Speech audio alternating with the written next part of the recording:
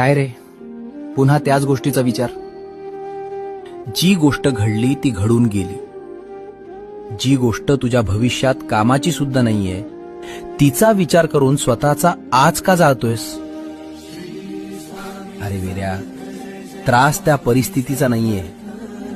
त्रास हा आहे की तू त्या गोष्टीला पकडून ठेवल्यास. ती गोष्ट सोडून दे.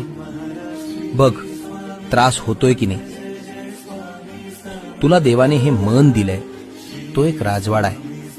आणि तू काय करतोयस? जगाचा कचरा आणि लोकांचे फालतू शब्द त्या राजवाड्यात भरून ठेवतोयस. इतकी किंमत शून्य केली स्वतःची. तुझ्या आयुष्याची दोरी माझ्या हातात आहे. आणि माझ्या लेकराने अशा क्षुल्लक गोष्टींसाठी रडावं हे मला मान्य नाही.